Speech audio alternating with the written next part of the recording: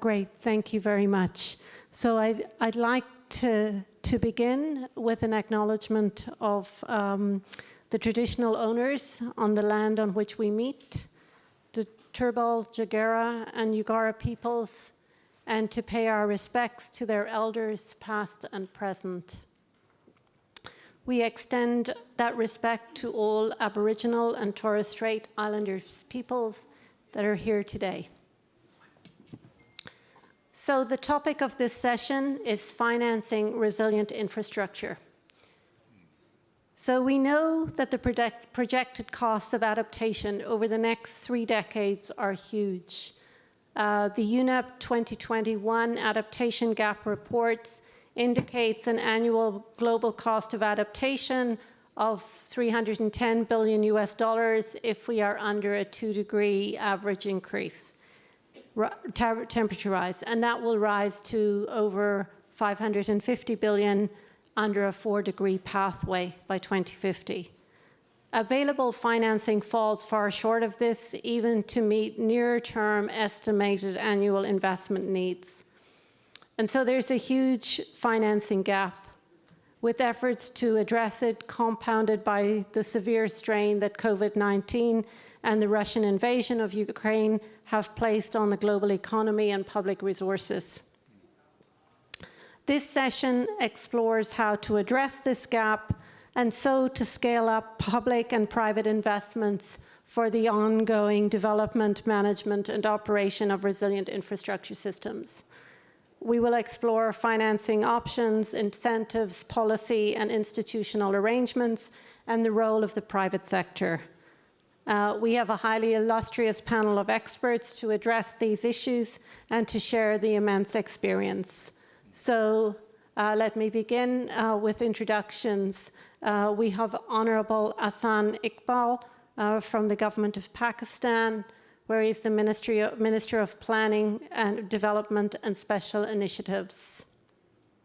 Welcome, Minister. And then I have Mr. Yoshiki Haruma, who is Vice President of the Development Bank of Japan. Welcome, Yoshi. Thank you. And then next we have Ms. Celestina Duameapi, who is the Chief Executive Officer at the Ministry of Finance in Tonga. Welcome, Celestina. And then online, virtually, we also have Ms. Nella Sri Hendrietti, who is the Director for the Center for Regional and Bilateral Policy at the Ministry of Finance in Indonesia. So welcome, Nella. Good to have you with us. So this session is the moderated discussion with questions and answer formats. So we'll have contributions from our 4 panelists, and then we'll have the opportunity for the participants here to give comment or to put questions to our participants. So you can put your questions through the app, or you can also be ready to come to the microphone. As you know, the time is limited in these sessions, so do be prepared. Before we begin with the panelists, just a little bit of input from ADB, where I work. Obviously, a key starting point to any of this is the need to ensure that long-term investment and land use plans are adequately risk-informed and that thus resources are not wasted. So at ADB, we're shifting our approach and we're placing much more greater emphasis on the use of climate risk information at a strategic level, so well ahead of pre-concept stage for the project, because this allows us to adopt a differentiated approach to investments, where to invest and where not to invest to avoid locking in further and future risks. We're placing much greater emphasis on the use of climate risk information at the project preparation stage to prioritize investments that will build resilience of towns at a system level, incorporating nature-based solutions for drainage, risk-informed livelihoods, risk-sensitive master plans, etc. We also see the use of climate risk information allows the starting point for the entire investment to be considered as an adaptation project. And so you all know the importance that's being placed on counting climate finance as part of the investments. So this is a step in that direction for us. Over the last couple of years, we have invested in a number of risk analysis, and I just draw attention to a couple of those. With the government of Tonga, we've conducted a multi-hazard climate and disaster risk assessment on the main island of Tonga Tapu and the capital city, Nuku'alofa. There we considered a comprehensive set of risks, including scenarios such as sea level rise, extreme rainfall, drought, etc., together with the geophysical hazards. Also conducted an updated exposure and vulnerability assessment, and this is now being used as part of Tonga's spatial planning process for the city, and we hope will inform future ADB investments. And we're working with other governments in the Pacific to conduct similar analysis. Also, just to draw attention to another project that we're just processing with the government of Bangladesh. It's 20 coastal towns, and this has been informed with Bangladesh's Delta Plan for 2100. We've also had a macro risk assessment, which has been prepared to avoid lock-ins of risks, and then also town-level risk assessment to select resilient solutions and people-centered solutions to steer urban growth in a resilient direction. So this type of analysis will continue to increase in importance for ADB's investments. So let me now turn to our distinguished speakers today. Our first speaker is Honorable Minister Iqbal from Pakistan. And let me begin by expressing my sincere sympathy to you and all the people of Pakistan for the loss of so many of your people and the devastation that the country is suffering as a result of the catastrophic floods that Pakistan is experiencing, and still with parts of the country underwater. Now, as in all our countries, insufficient investment in resilience, both by the public and private sector, has been one of the factors contributing to the high human and economic impacts of the floods. So my question to you today is, how easy is it for the federal, provincial, and local government to gain access to financing to build resilience? And how have initiatives such as the National Disaster Risk Management Fund, a multi-donor trust fund aligned with the government's National Disaster Risk Management Plan, and the fourth National Flood Protection Plan, how has that helped you? And also, if you could bring reference to insurance and the role that it is playing in financing resilient infrastructure. So over to you, Minister. Climate change is a reality that can no longer be denied. Pakistan is on the crossroad of climate change impacts, being amongst one of the top 10 most vulnerable countries.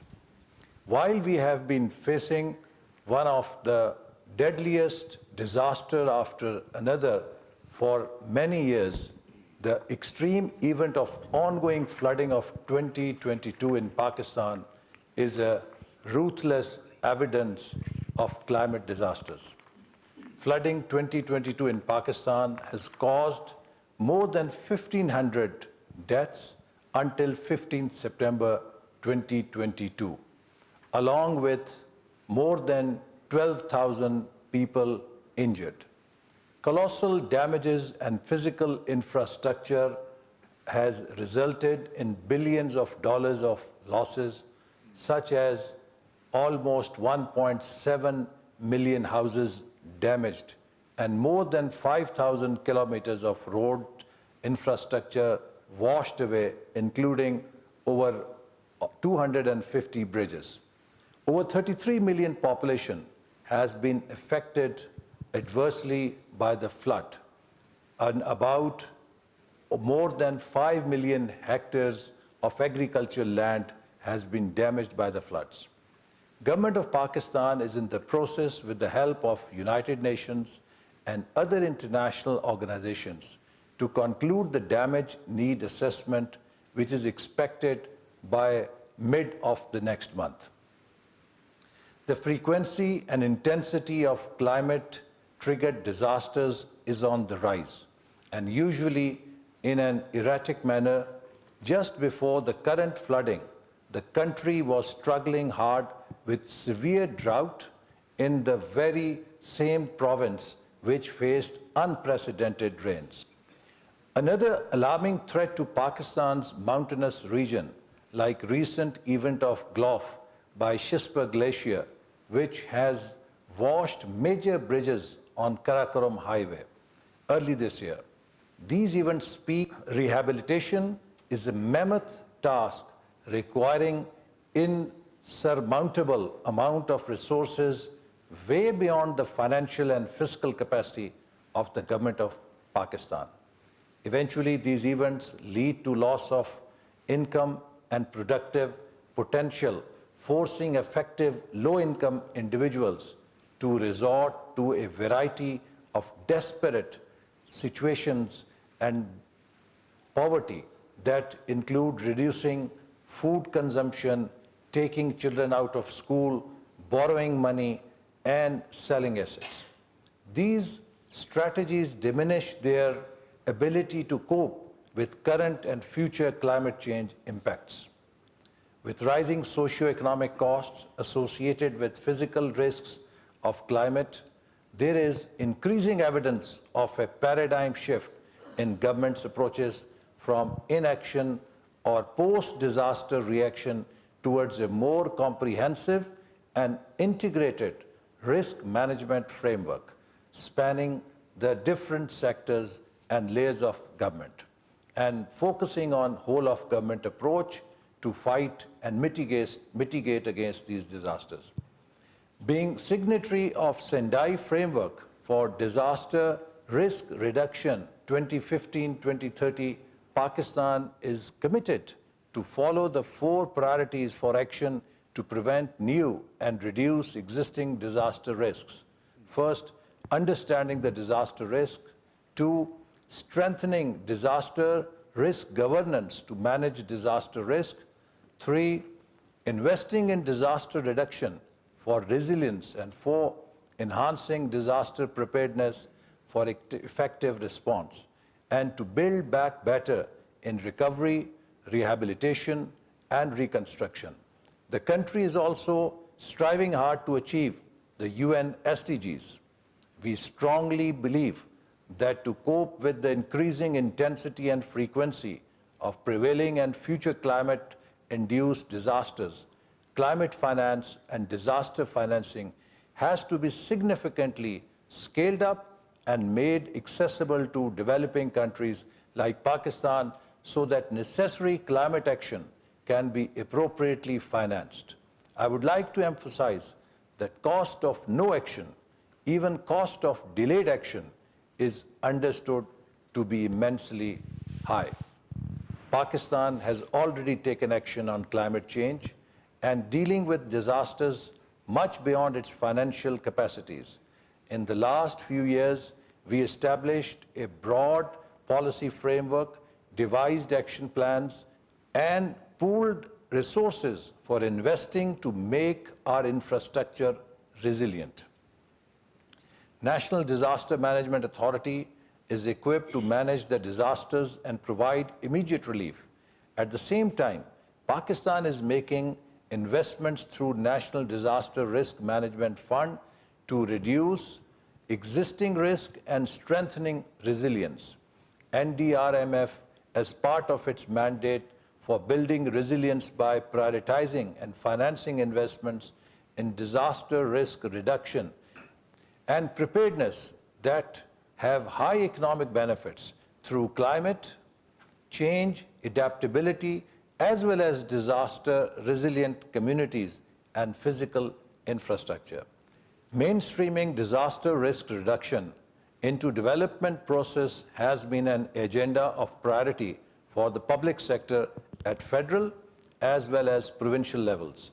After earthquake of 2005 and floods in 2010, practical measures have been taken to strengthen policy instruments to finance resilient infrastructure and resilient communities.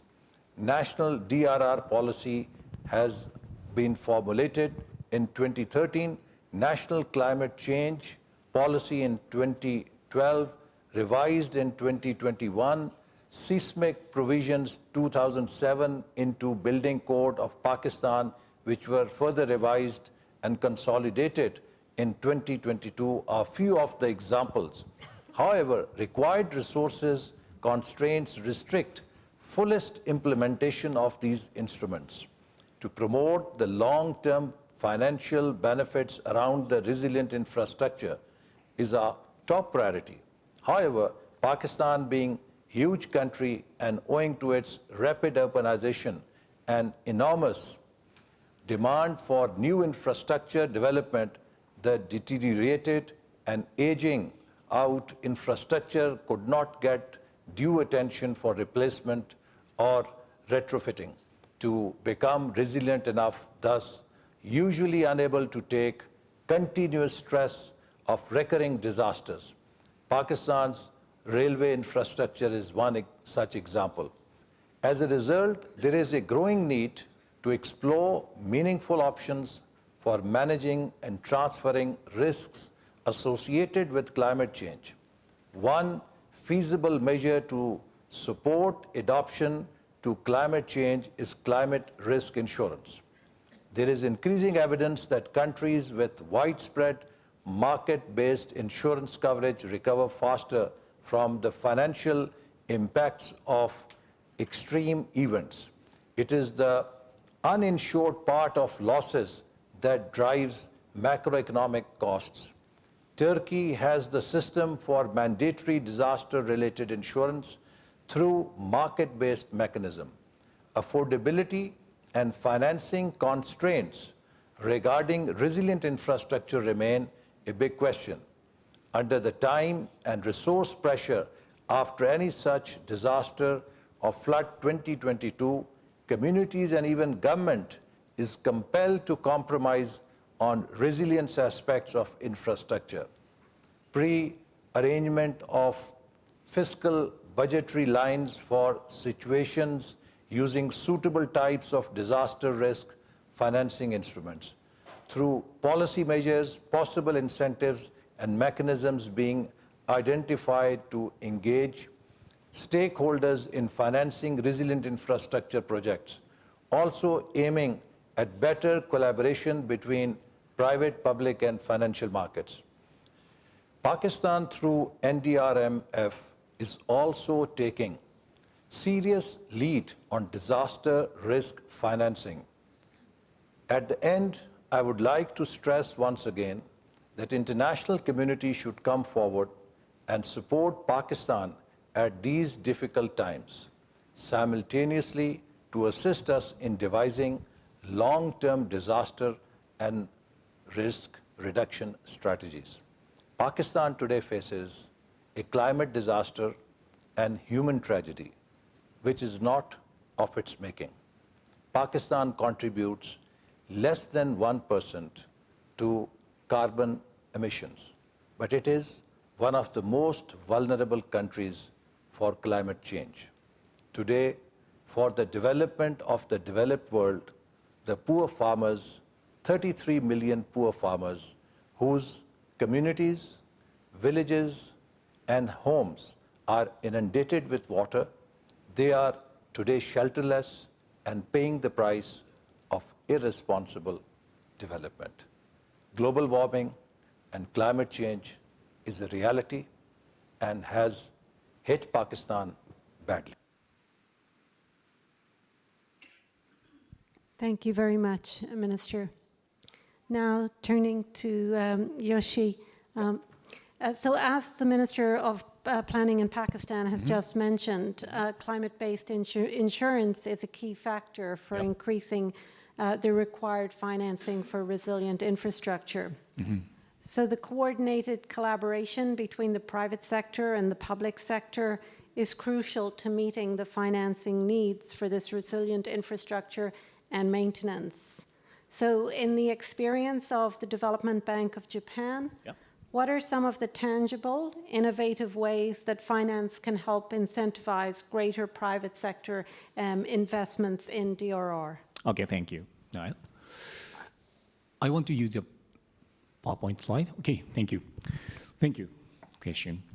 So I'm Yoshiki Hiruma from Japan. I'm banker.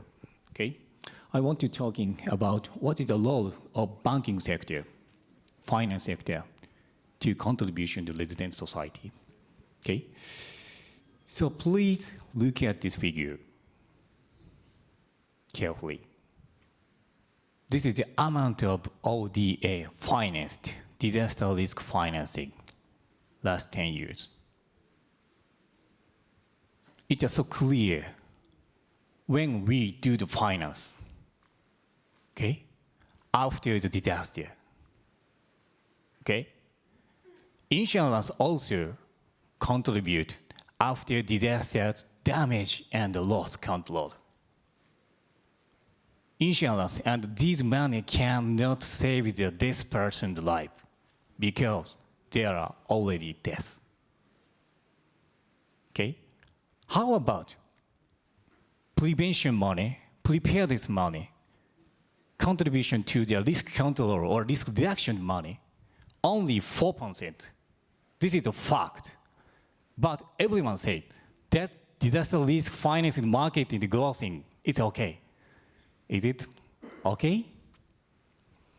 We already know standard for framework for this disaster risk reduction to the financial sector or insurance sector, which is requested. The answer is very simple, clear. Invested in disaster risk reduction, okay? Risk reduction is a key. I think all of the finance, insurance, contribute to disaster risk reduction. That is the key message, my message. Then, what is a concrete activity DBJ? I will explain quickly, okay? This is the landscape of Japan's disaster and accident landscape within 100 years. We DBJ established after the World War II, 1951 maybe.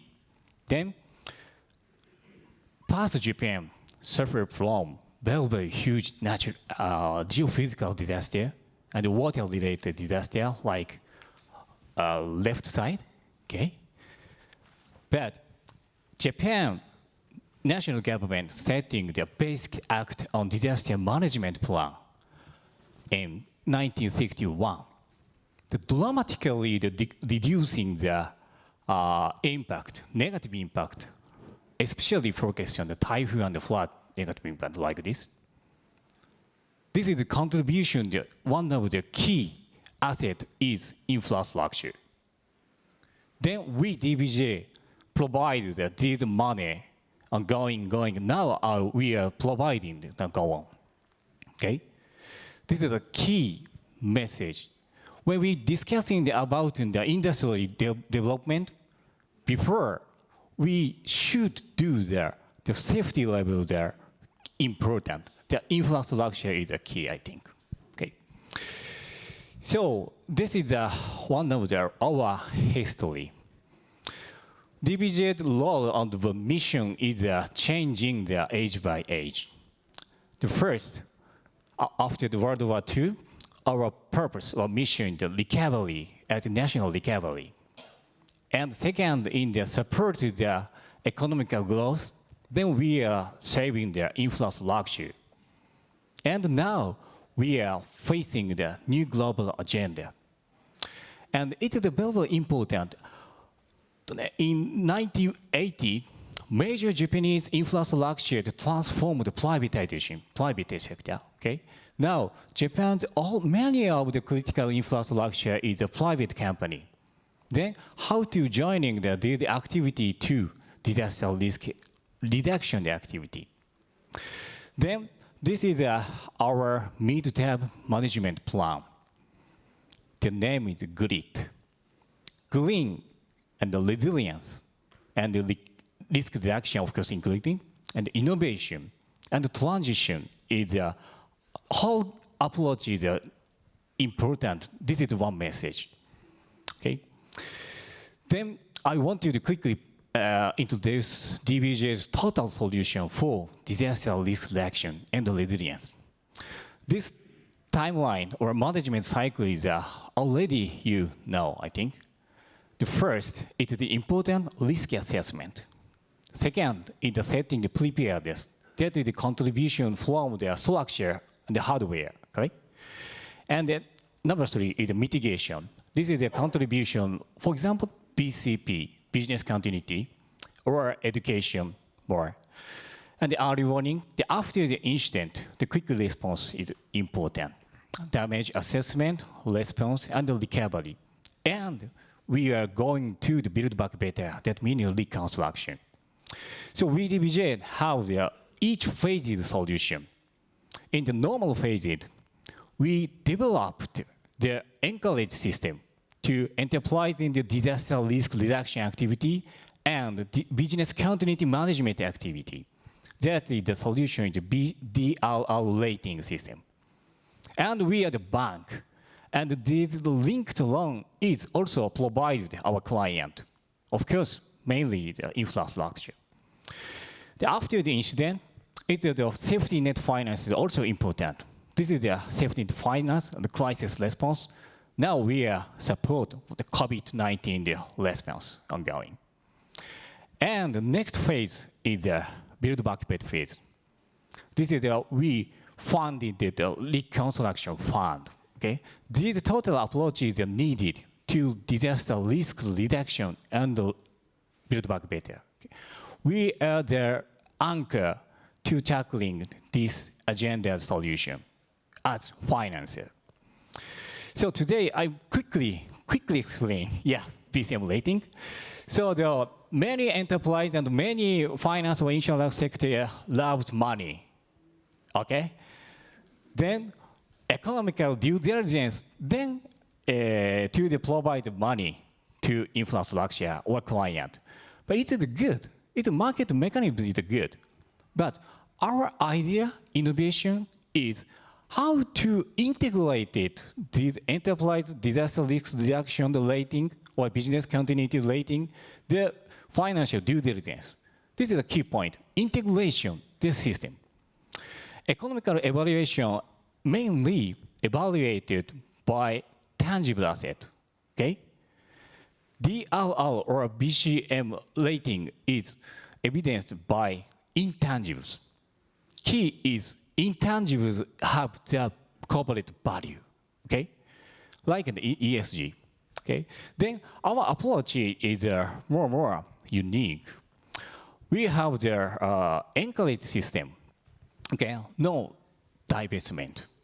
If enterprise getting the DRR rating ranking A or B or C, we are advising how to their activity. Next practice is a contribution to rank upping.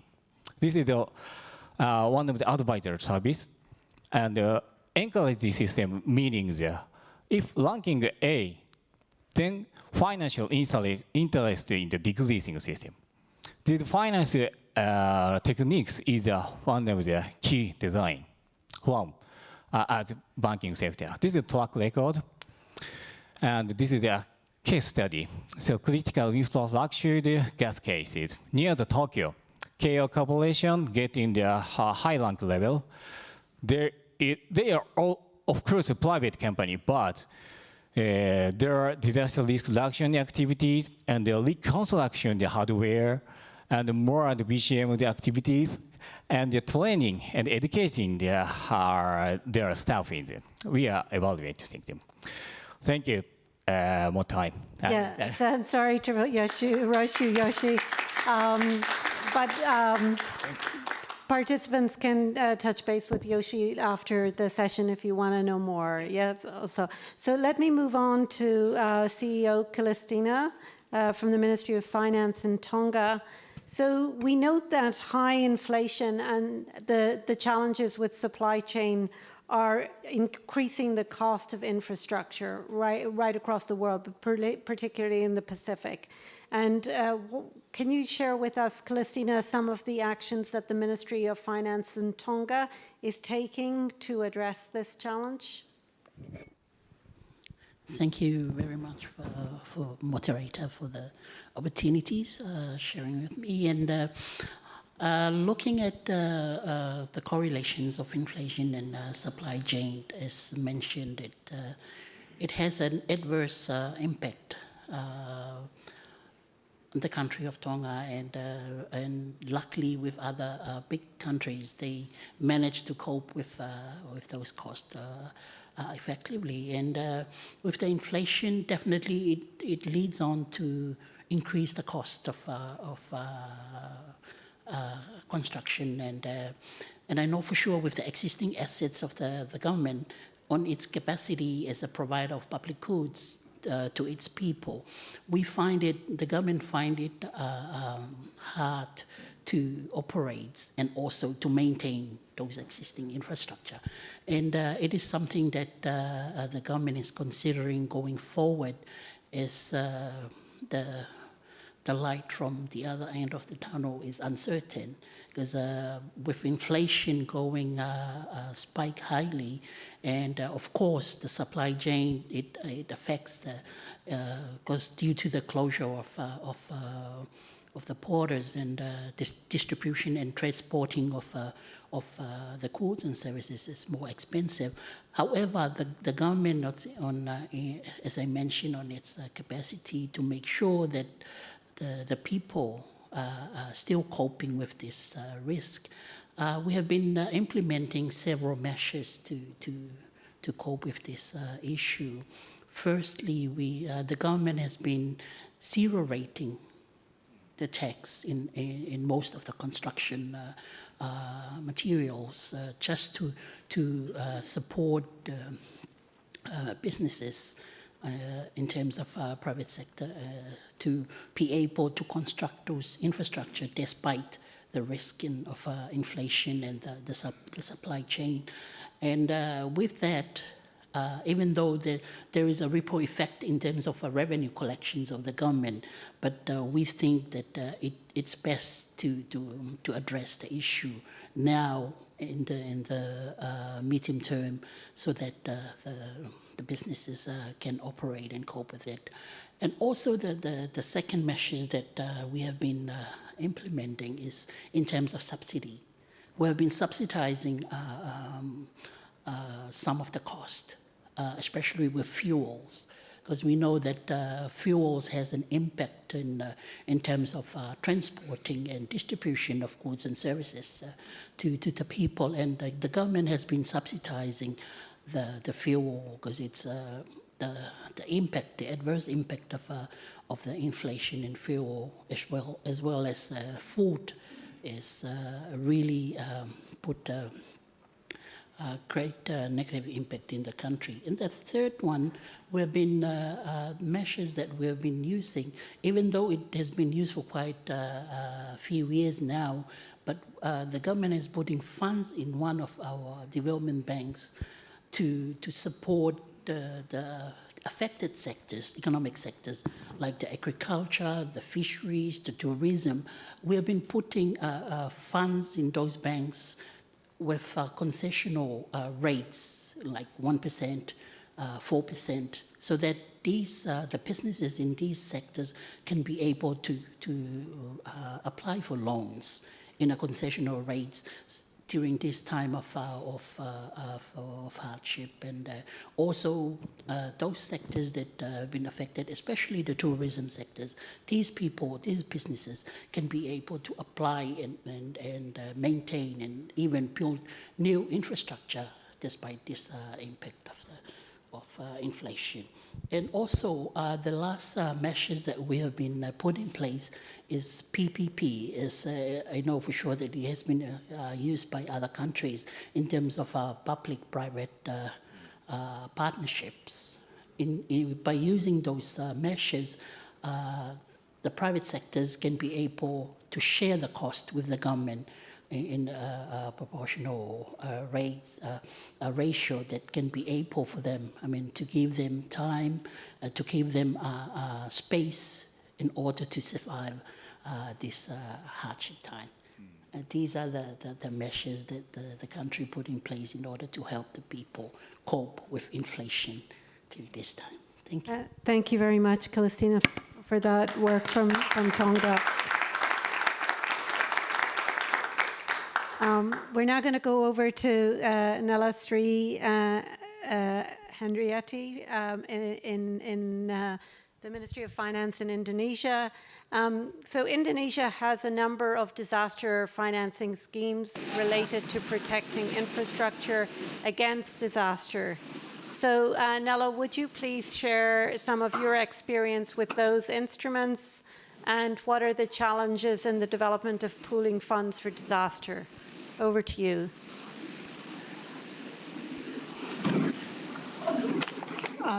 Thank you, Noel. I think before I start, I would like to, please allow me, representing the government of Indonesia, to extend our heartfelt condolences and sympathies to our brotherly government of Pakistan and Pakistanis at the tragic loss caused by flood lately, and our prayers are with you for a safe and fast recovery. Good afternoon to all of you in Brisbane who attend this conference in person, and good morning, good afternoon, and good evening to all of you in the virtual room. Thank you, to allow me to join with this discussion. So first, I would like to explain how the Indonesian condition. Indonesia, like most Asian Pacific country, is located in the Ring of Fire. So in addition to that, Indonesia is archipelagic country just like Japan. This geographical condition makes Indonesia prone to disaster. So every year we have to fight around 9 to 10 types of natural disaster, such as earthquake, volcanic eruption, flood, landslide, drought, forest fire, liquefaction, extreme weather, storm. So just name it, what kind of disaster, and we have it. So this creates a special burden for our fiscal, especially when they hit us big, like tsunami in Aceh in 2004, Merapi eruption in Yogyakarta in 2011, earthquake, tsunami, and liquefaction in Central Sulawesi in 2018, as well as this COVID-19 pandemic. So the biggest disaster finance usually is needed for post-disaster phase to finance the rehabilitation and reconstruction. For the last, can you hear me? It looks like my screen is freezing. Okay. For the last 10 years, Ministry of Finance allocated 3.1 trillion in average per year for disaster reserve fund. Some of this fund, 30 to 60%, is used for rehabilitation and reconstruction. If it is not enough, then the government will reallocate budget from other development projects, which is not the best option because it means that we have to stop or delay our other priorities for economic growth. So in 2018, we developed our disaster risk financing insurance strategy, which aims to encourage investment in pre-disaster to reduce loss and financing needed and then we also have financing available in post-disaster. Transfer some risk to the market and to explore and develop innovative financial solution. So currently we are developing that what we call pooling fund for disaster. Through this pooling fund scheme, we encourage all parties, central government, subnational government, private communities, and donors to contribute or chip in to disaster risk financing since pre-disaster. The fund will be channeled through land ministries, subnational government, communities, as well as goods and service provider for financing all disaster-related activities from pre to post-disaster phase. Pooling fund can also be utilized for both natural and non-natural disaster financing. In addition to that, we also in the process of insuring all of our public assets. As 2022, we have already insured asset 73 line ministries consists of 7,006 building worth almost 45 trillion rupiahs or equal to 3.1 billion US dollar. So we also actively collaborate with other countries in disaster risk financing fora such as ASEAN, Asia Pacific region. So we strengthen our infrastructure resilience against disaster require more than just adequate funding. So the funding is always limited and it will never be enough for Indonesia if we rely only on national budget. So we need more than 200 trillion rupiah every year to build resilient infrastructure. So we need to increase the awareness, investment in technology and innovation, especially in pre-disaster innovation solution from market, and also collaboration with contribution from all parties, local, national, regional, as well as global.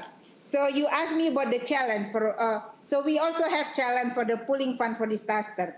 So I can say that we have these 3 stages. So the collection of the fund, and then accumulating and developing of the fund and channeling the fund. For the collection of the fund, our challenge is how to bring a stakeholder to put the fund together, because the fund will help them actually for the managing the risk and then co-financing in the future. So that's complementary from their budget. So that's our challenge, how to convince them. The second one in the accumulating stage, actually the regulation allow pooling fund to invest the fund through both short and long-term investment. This notable stage of developing funds must be monitored and evaluated regularly. So, and then at particular time of period, the accumulation of the fund will be attain its target calculation. Afterward, expectantly, the fund will also be adequate to complement the state budget as a financing instrument for disaster risk management, especially to support effort and preparedness and risk reduction. So we have, our investment strategy, so to make sure the fund is available. So the challenge in the operation, actually, how we can address the immediate financing response when the disaster happen, and then how the government, when the funds will be disbursed. So I think that's the main challenge for us in building this pooling fund for disaster. I think I stop here. Thank you, Nal. Yeah, no, thanks very much, Nala. That's really helpful. I'm just going to come back to Celestina now, and we should have also expressed our condolences to you on behalf of the people of Tonga for the losses you experienced with the volcano in January this year. And my question relates specifically to that.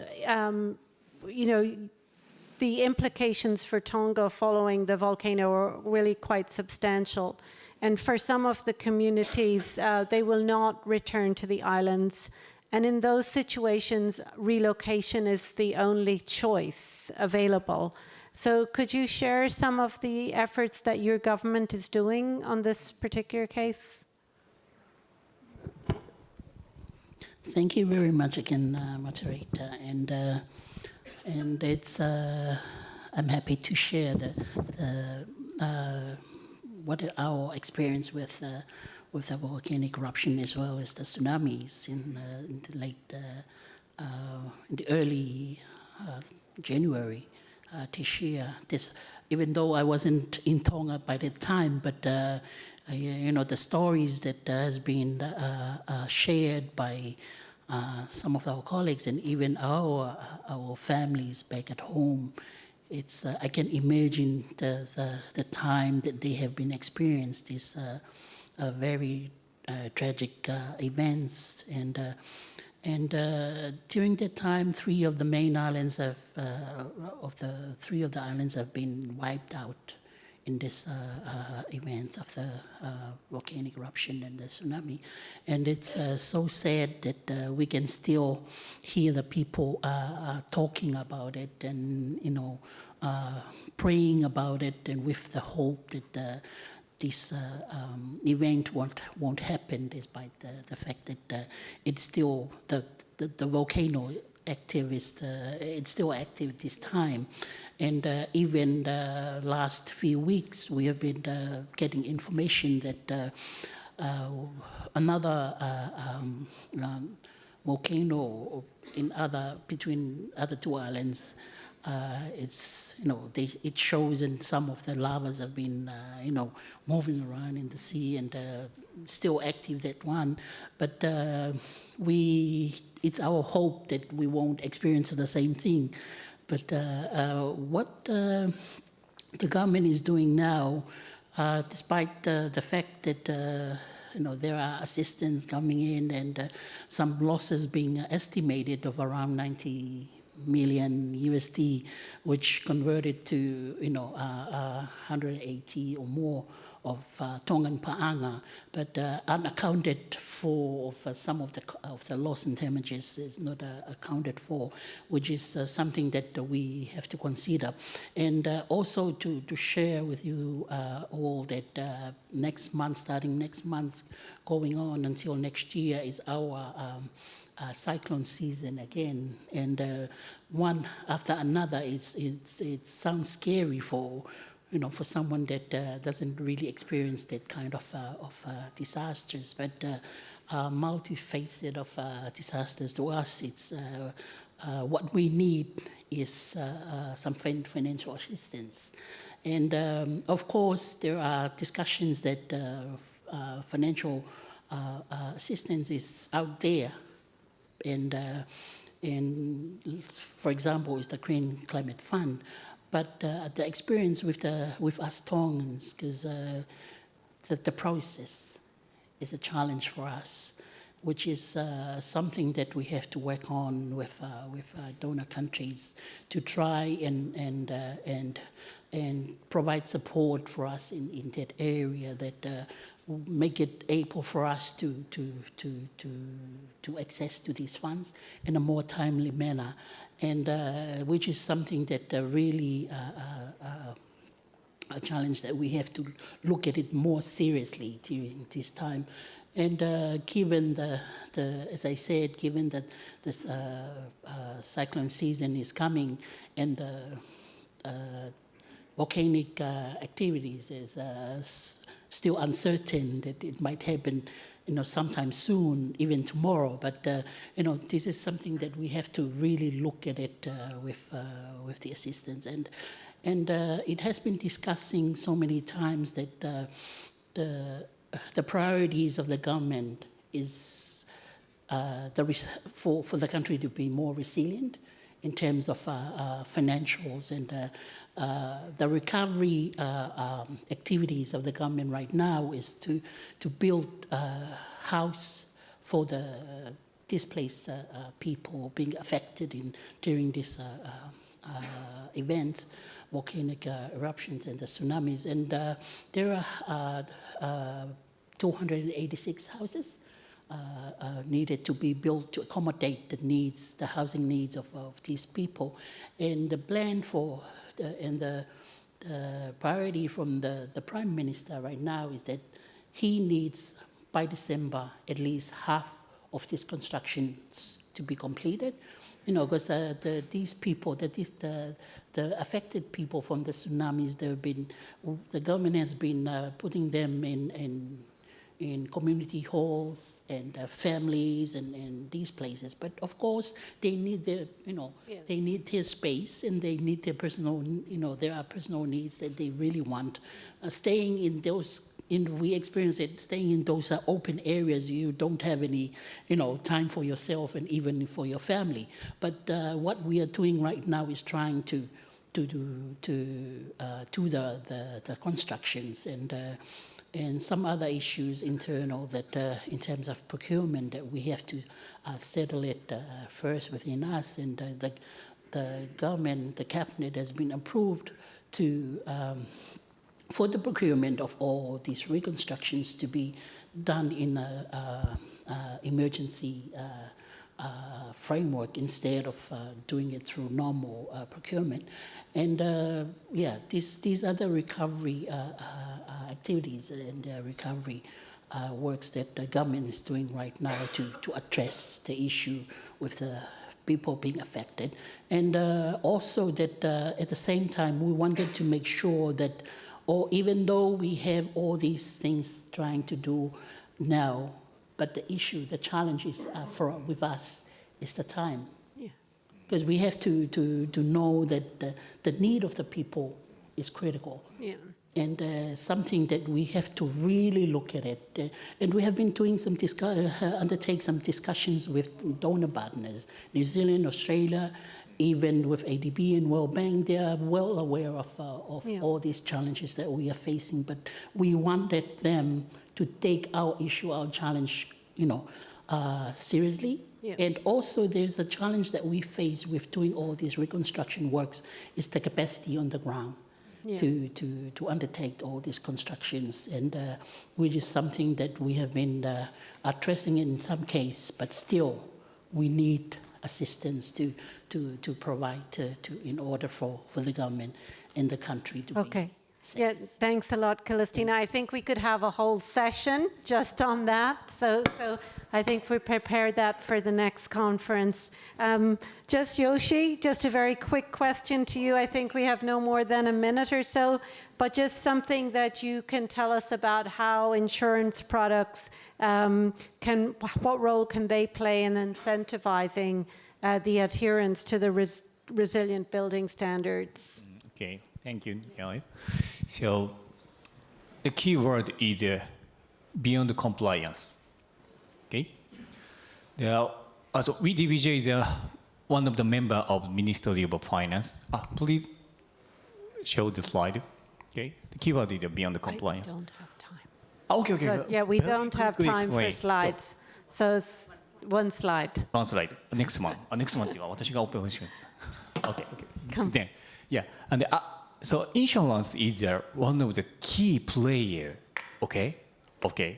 This contribution is, of course, after the disaster, the damage and the loss control, but this is one of the unique solutions to combine the financial sector and the insurance sector.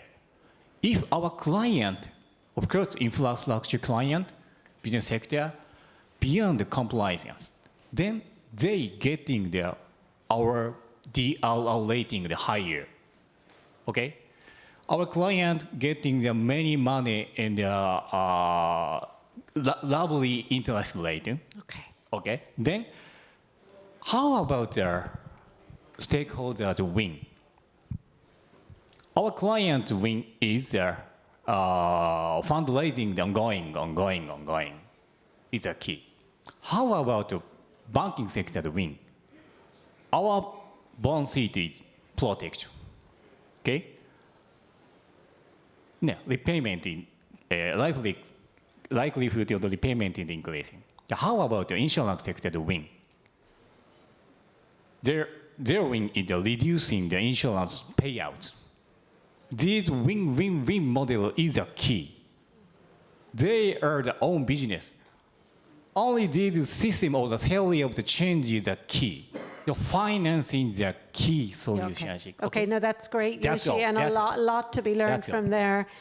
Nella, do you want to come in with a last priority area for Indonesia, particularly on any of the measures that the government has taken to ensure that financing is available for building back better? Yes, thank you, Niall. So Indonesia, the turning point for Indonesia to allocate our funding, actually that's the Indian Ocean tsunami, that's Aceh tsunami. So this is our wake-up call for the government. At the time we do this two reform. So institutional reform and financing reform. So for the institutional reform, we established the agency National Disaster Management Agency. In parallel with this transformation, we issue several law and regulation regarding disaster management and financing. In terms of budget, we allocate disaster reserve fund for emergency response as well as rehabilitation and reconstruction allocated in line ministries. And then on the time, then we found out that some weakness, the money never enough because we don't know how big the disaster were and then how to approach them. So many times our help, our assistance actually is not suitable for the victim. So then we call it that our response is more reactive. So since 2018, we call our approach is more proactive. So we create this disaster risk financing insurance strategy, which consists of mixed financing instrument. And along with that, we also insure and protect our public asset and transfer the financing risk to the market as part of the mitigation effort. And that actually changed regulation and law in our country because before we don't have that kind of concept. I think I already mentioned before that we insure like 76 of our line ministries already insure their asset. That includes 7,000 building with around 1.3 billion worth of US dollar worth of asset. So the government of Indonesia also keep encouraging all stakeholders, including subnational government, private sector, donors, and communities to actively contribute to this strengthen the financing capacity to not only building back better after the disaster, but also prepare and be resilient for any possible future disaster. I think I stop here now. Thank you very much. No, thank you very much, Nella. I know we're coming towards the end of time, but I think we can continue in the room. So if any of you had questions or you also want to bring some of your own experience to the microphone, have we? Yeah, so please come to the microphone. And maybe just tell us who you are and your country of experience. Thank you. I'm Kazi Baby. I'm from Bangladesh. So actually, I was very impressed to hear the panelist description. And I have heard that you provided many funds for Bangladesh. But we are working mainly in urban slum area. And in urban slum people, they don't have permanent shelter. And they are living lowland, and when disaster occurs, they have to suffer a lot. But my question is actually how can we make infrastructure in slum area for more disaster resilience? So this is my question. Thank you. Okay, I think that's a rather substantial question for this time at the end of the session. I think we could go into a very long and open discussion on that. And I think probably we've spent 3 days over the conference learning a lot from that. So I'm not gonna even try to respond. But certainly from ADB's perspective, with the government of Bangladesh and with our resident mission, this is an area that we're working on.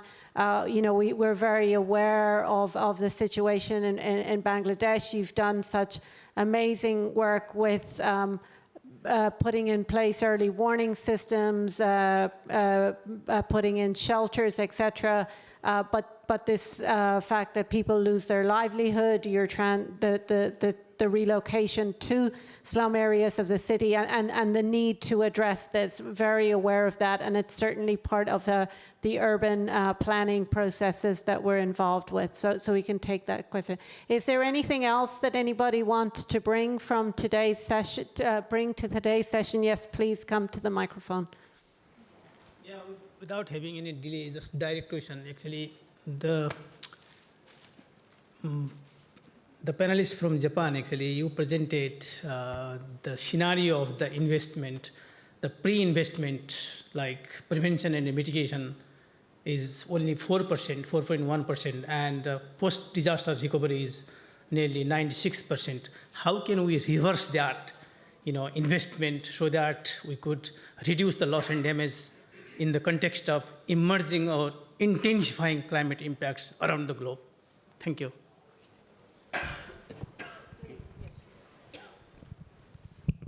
Thank you for your question. Yes, this is a big challenge this big challenge is the theory of change and this situation changing. The key is our concrete action, okay? And please imagine what meaning of the disaster risk financing, okay? The key, I already explained you. Disaster risk reduction is a key. All entities, all stakeholders have this understanding. Many stakeholders understanding. After the disaster, their money is okay.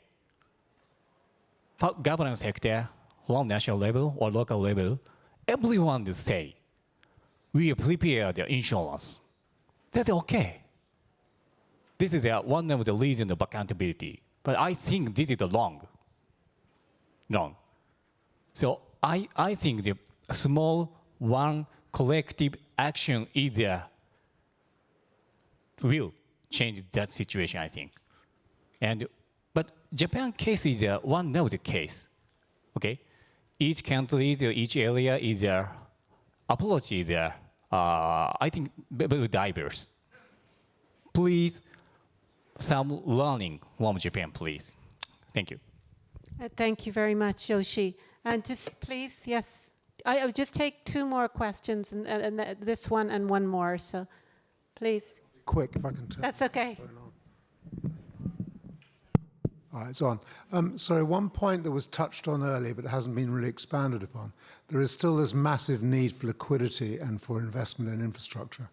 The life insurance industry in general is a massive provider of infrastructure investment because of the need to match long-term assets and liabilities. And yet in many countries, particularly in Southeast Asia, there isn't inducement or encouragement at finance ministry level.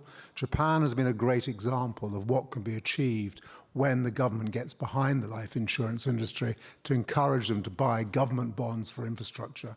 This would seem to me a quick way to get liquidity and investment into rapidly needed infrastructure, particularly for upgrading. Thank you.